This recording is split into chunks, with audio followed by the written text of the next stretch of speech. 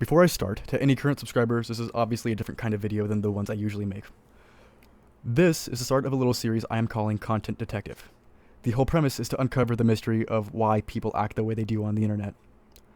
Seeing as I don't really care for huge petty drama, I figured that I should be attacking or dissecting a type of behavior rather than a person, because by dissecting the behavior, I am making an interesting case study. So without further ado, let us begin. The internet has always been a place where apathy and a lack of empathy were bred and nurtured and spread across platforms and forums. And I'm not gonna really lie to you and pretend that I'm a saint by any means at all. I was practically raised in that space. I was an edgelord, and quite frankly, I was a really mean-spirited person. Um, but there were always things that I would joke about. There's nothing that I never wouldn't joke about, if that makes any sense. So now, why are all these content slop creators pretending that this behavior is anything new?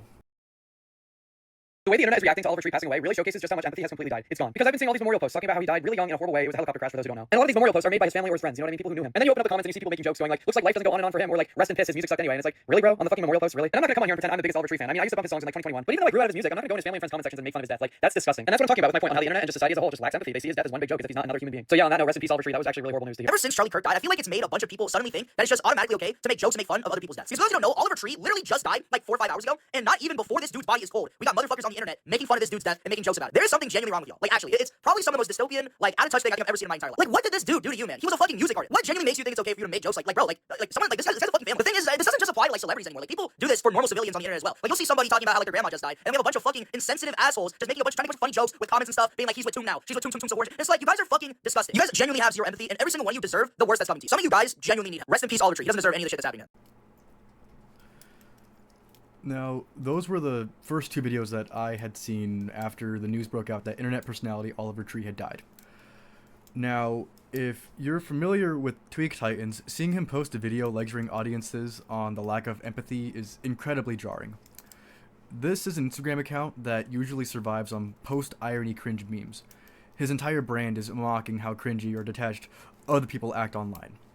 And so, when a post-irony meme account suddenly stops the jokes, breaks character, and talks to the camera to get real with you for a second, and lectures you on internet morality and the lack thereof, you have to ask the question: did he have a sudden deep moral awakening? Did he suddenly just, something in his mind just click that said, ah yes, I need to make this video because I need to spread the message about how we need to combat the apathy in modern internet? Or did he realize that by dropping the irony for 58 seconds, that would be the easiest way to hijack a trending tragedy and to secure guaranteed positive engagement in the comment section? And now, I know I had the video on 2x speed, so to summarize both of those videos, it's them saying that the internet has completely lost its empathy and that we're living in a uniquely dark time period, and that it was extremely messed up that people were making jokes about Oliver Tree's death. Now, I want to continue and preface that I am entirely indifferent about the news.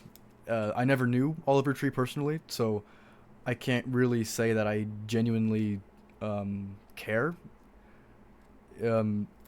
People die every day, so I'm not going to pretend that this news it broke me or anything, because, it didn't.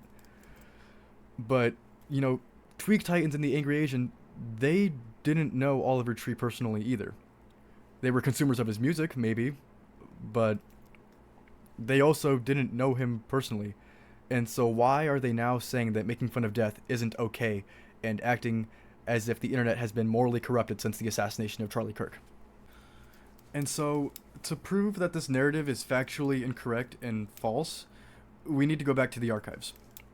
These content slop creators love to push the narrative that the internet used to be a normal and empathetic place, and that we have suddenly fallen into this new era of, apathy and lacking empathy and human decency. They all claim that this heartless and lack of decency and humanity is a recent phenomenon, but that has never been the case at all. We can look at the history of a platform to show that has never been true. So why are they all pushing this narrative and feigning ignorance? The archive is going to take us back all the way to 2019. The evidence that I will be presenting is Desmond Etika Amofa. Long before short-form content even had its grasp on your attention span, there was no gain to being empathetic online unless you had something to lose, like a job. And this is very true today, still. The internet has always been as apathetic as it is right now. It's a meme, Attica, no big deal. What if memes hurt? What if memes can kill? Would you throw around an internet meme as easily if you knew the damage it does to one's mental? You can't imagine the pain I just endured on a stream in front of 7,300 individuals. Is this funny to you? Are you having a giggle?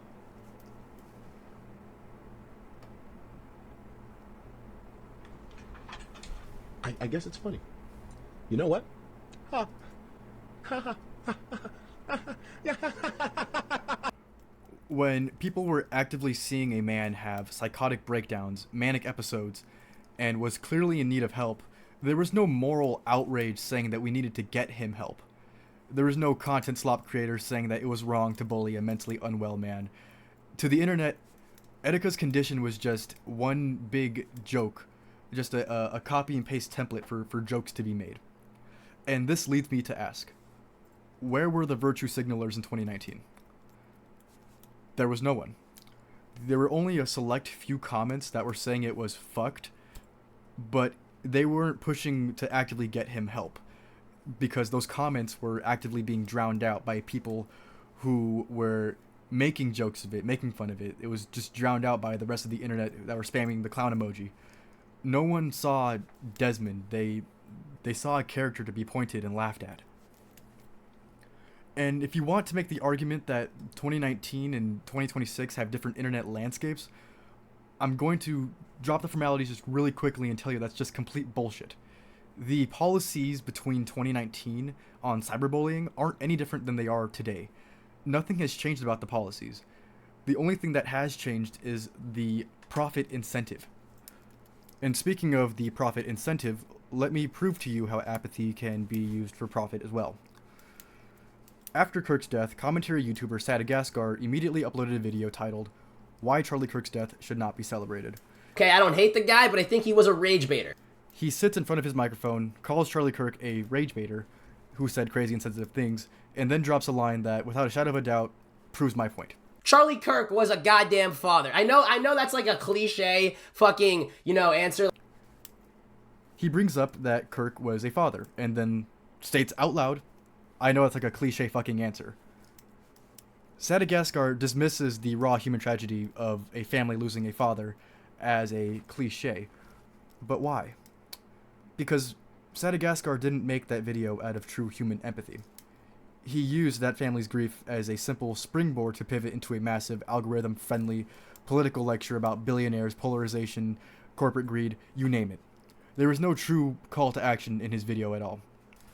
To a slob commentator, a tragedy isn't a human event, but rather it's a trend cycle. When someone is dead or has died, they can make hundreds of videos using that person's name just to get clicks and views. And some may argue that because politics isn't the main focus of Sadagaskar's channel, that he had no legitimate reason to have a deep dive into personal feelings. But you see, if that was truly the case, then the video that he made wouldn't exist. In fact, I don't even think it would be a subject he would touch. But regardless of how he feels about politics, he dipped his toes in the content pool just enough to extract the trending views from the global tragedy and brushed off the human loss as a cliche and quietly moved on to the next upload. And at the time of Kirk's death, it was highly debated on whether or not we should be celebrating his death or mourning it. And by taking the more socially acceptable position, arguing that we should not be celebrating his death, he had all the reason to profit from making that video, and it wasn't to show people that he had genuine empathy or that he genuinely cared.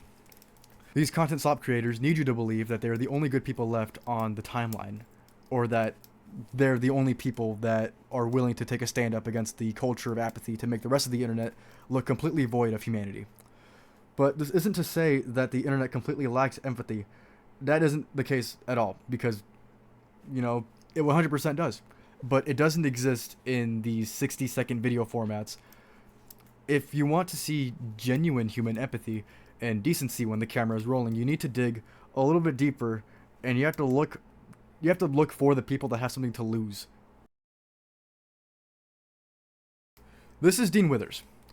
Withers made his entire career by fiercely opposing everything that Charlie Kirk had stood for. By all accounts, they were bitter ideological rivals, and again, by all accounts, it would make more sense for Withers to stay silent on the tragedy and or to capitalize on it. But instead, he uploaded a minute-long video to TikTok, and he delivered a raw, unpoliticized, and genuinely human defense on human life. Charlie Kirk is dead. He got shot at an event that he was hosting in Utah. And I am sad, distraught. In fact, I just cried on my live stream in front of 250,000 people. My goal in this video is to tell you why I feel this way. If you want to end gun violence, it is something that you can never celebrate.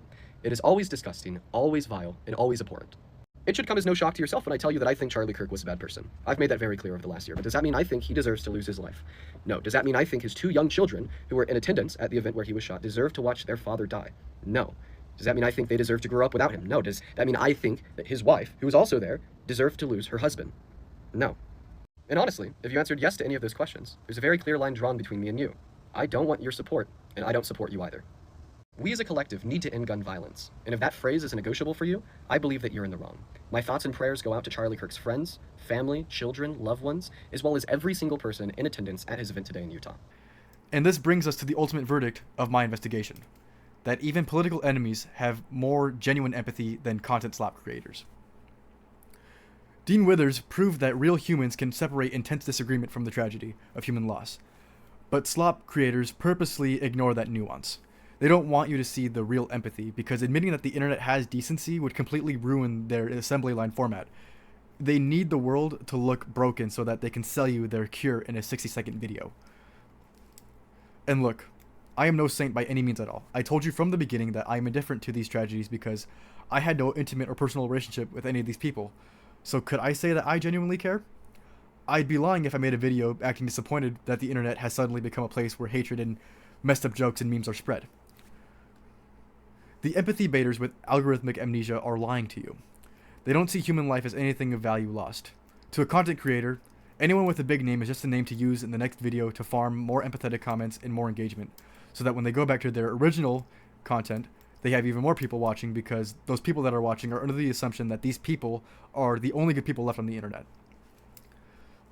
These content slop creators will rewrite the internet's history to further push the narrative that the internet has been plunged into evilness, all while pretending to be the only good people left on the timeline. And that brings me to the true verdict of this video, and that is that these people will put on a mask of being on the moral high ground while pretending that the internet hasn't always been this messed up place. And the reason for that is because by standing against something that is objectively bad, like making fun of someone's death, they can garner a new wave of supporters and new fans. And that was Content Detective. Subscribe if you guys want to see more, and I'll see you guys in the next video. Peace.